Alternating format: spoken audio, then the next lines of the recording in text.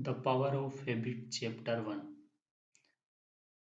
सन 1993 की शरद ऋतु में अमेरिका के सैन डिएगो शहर की एक प्रयोगशाला में एक व्यक्ति किसी से भेंट करने पहुंचा। ये वही व्यक्ति है जो आदतों के बारे में हमारी समझ को बदलने वाला था। वह नीले रंग की कमीज पहना हुआ 6 फुट लंबा बुजुर्ग व्यक्ति था।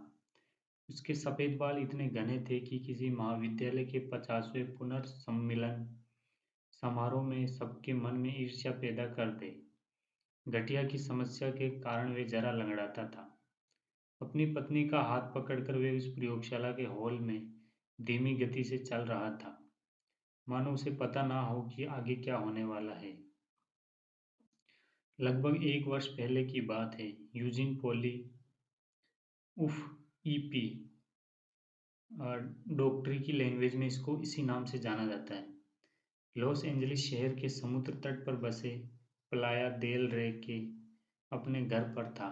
रात का भोजन बनाते समय उसकी पत्नी ने उसे बताया कि उनका मोटा माइकल उनसे मिलने आ रहा है। रात का भोजन बनाते समय उसे बताया कि उनका बेटा माइकल उनसे मिलने आ रहा है। कौन माइकल? यूजीन ने प्रश्न किया। तुम्हारा बेटा, जिसे हमने पाल पोस कर बड़ा किया है, उसकी पत्नी बेवरली ने हैरान होकर कहा। पर इसके बावजूद यूजीन ने भावशून्य दृष्टि से एक बार फिर वही सवाल किया, कौन है माइकल? इसके अगले ही दिन यूजीन के पेट में ऐंठन पड़ी और वह दर्द से झटपटाने लगा।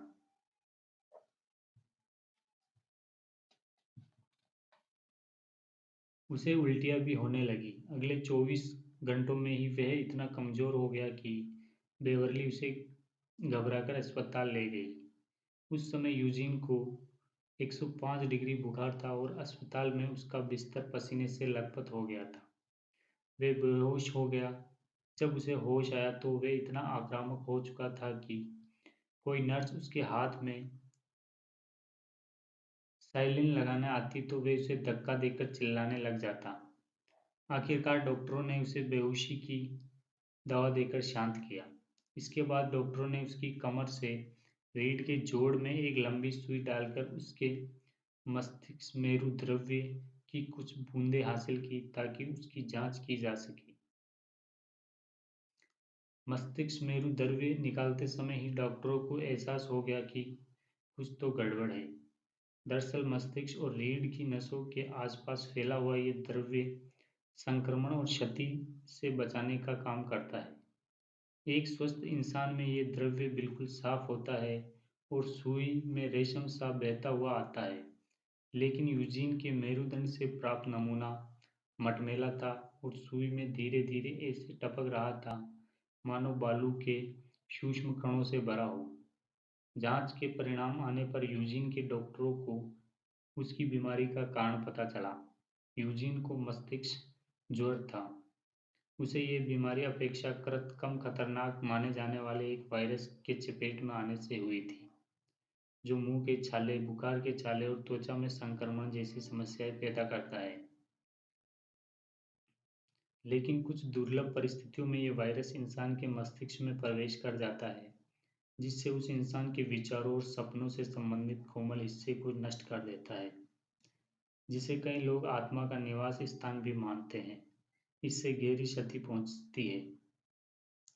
यूजीन के डॉक्टरों ने बेवरली को बताया कि यूजीन के दिमाग को क्षति पहुंची है, उसे ठीक करने का कोई उपाय नहीं है, लेकिन इस वायरस को और अधिक फैलने से रोकने के लिए वे यूजीन को एंटीवायरस की एक बड़ी खुराक दे सकते हैं। ये एंटीवायरस देने के बाद यूजीन कोमा में चला गया और 10 दिनों तक मौत से जूझता रहा। लेकिन धीरे धीरे दवाओं ने अपना असर दिखाना शुरू कर दिया और आखिरकार उसका मस्तिष्क ज्वर ठीक हो गया। वे कोमा से बाहर भी आ गया। हालांकि यूजीन का जीवन तो बच गया, लेकिन वे बहुत कमज़ोर हो गया। उसे कुछ निगलने में भी तकलीफ हो रही थी। कोशिश करने के बाद भी वे एक पूरा वाक्य तक नहीं बोल पा रहा था। कभी कभी तो वे अचानक ऐसे हाँफने लगता मानो कुछ क्षणों के लिए उसकी सांस रुक गई हो। कुछ ही दिनों में यूजीन का स्वास्थ्य बेहतर होने लगा। डॉक्टरों ने एक बार फिर उसकी जांच की। इस जांच के परिणाम देखकर डॉक्टर हैरान थे, क्योंकि यूजीन का तंत्रिका तंत्र, नर्वस सिस्टम और शरीर का एक बड़ा हिस्सा वायरस के आक्रमण से सुरक्षित थे। वे अपने अंगों का उपयोग सहजता से कर सकता था और आवाज व रोशनी आदि के प्रति सही प्रतिक्रिया दे रहा था। हालांकि उसके मस्तिष्क की जांच के परिणाम चिंताजनक थे। स्कैनिंग रिपोर्ट में डॉक्टरों को उसके मस्तिष्क के बीचों बीच एक धब्बा नजर आया। दरअसल इंसान की रीढ़ और खोपड़ी जिस बिंदु पर मिलते हैं, यूजीन के शरीर के उस हिस्से के तंतुओं को वायरस ने नष्ट कर दिया था। हो सकता है यूजीन पहले जैसा ना रहे। एक डॉक्टर ने उसकी पत्नी बेवरली को सावधान किया, और ये भी संभव है कि तुम अपने पति को खो दो। यूजिन को अस्पताल के दूसरे हिस्से में ले जाया गया। पहला सप्ताह समाप्त होने तक वह खाने पीने लगा। अगले सप्ताह वह सामान्य रूप से बातें भी करने लगा और खाने में नमक, जेल वगैरह मांगने लगा। इसके साथ ही वे टीवी के चैनल बदलकर नीरस धारावाहिकों के बारे में शिकायतें भी करने लगा।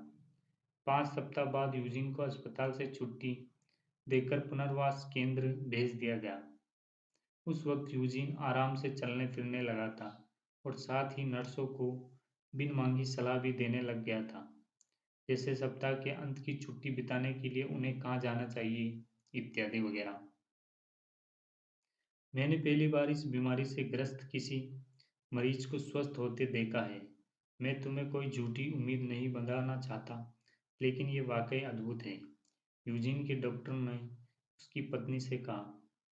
लेकिन बेवरली की चिंता खत्म नहीं हुई। ये बात पुनर्वास केंद्र में ही स्पष्ट हो गई थी कि इस बीमारी से यूजीन के अंदर कुछ असामान्य बदलाव आ गए हैं।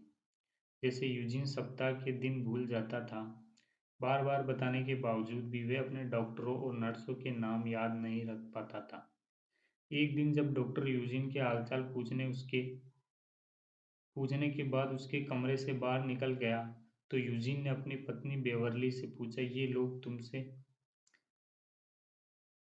ये लोग मुझसे ऐसे सवाल क्यों पूछते रहते हैं।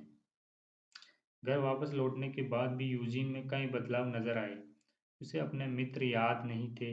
लोगों से बात करते करते वे अचानक सब कुछ भूल जाता था। कई बार सुबह सुबह नींद खुलते ही वे सीधे रसोई में चला जाता और अपने लिए अंडे और बैंगन पकाकर खा लेता। फिर अपने कमरे में लौटकर वापस बिस्तर पर लेट जाता और रेडियो सुनने लगता। फिर 40 मिनट बाद ही वे दोबारा ये सब दोहराता। उठकर अपने लिए अंडे और बैंगन पकाता, उसे खाकर वापस बिस्तर पर लेट जाता और रेडियो सुनने लगता। कुछ ही देर बाद एक बार फिर वे ये सब कुछ दोहराता।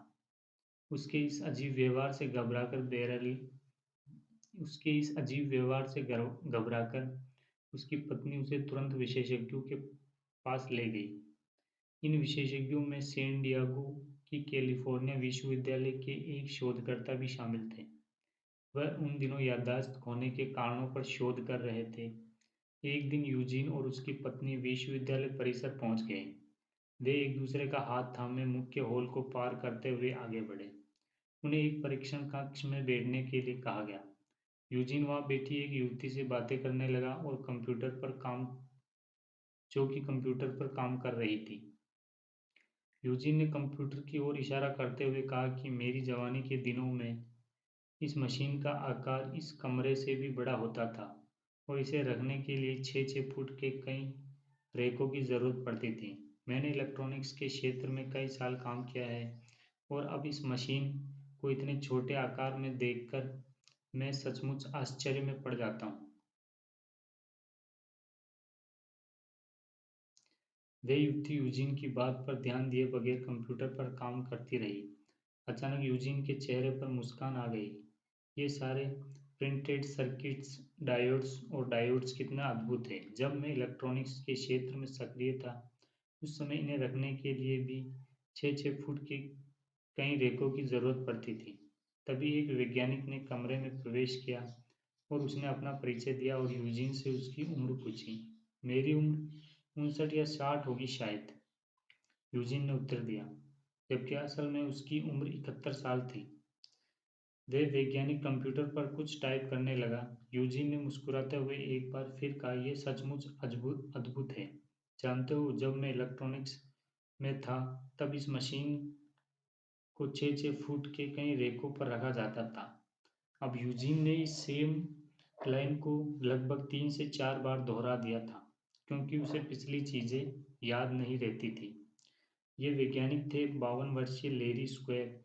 वे पेशे से एक प्रोफेसर थे जो पिछले 3 दशकों से याददाश्त से संबंधित तंतुओं की रचना का अध्ययन कर रहे थे। उनका अध्ययन मुख्य रूप से इस बात पर केंद्रित था कि इंसान के मस्तिष्क में घटनाओं का भंडार कैसे होता है।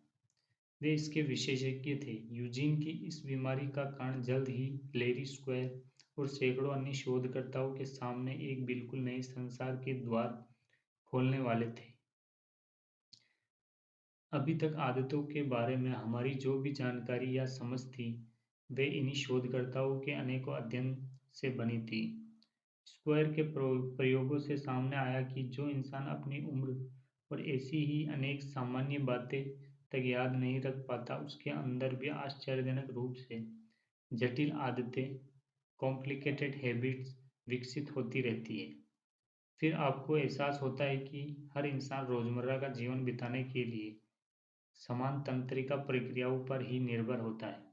स्क्वायर और अन्य शोधकर्ताओं के अध्ययनों से अवचेतन मन की कार्यप्रणाली को समझने में काफ़ी सहायता मिली।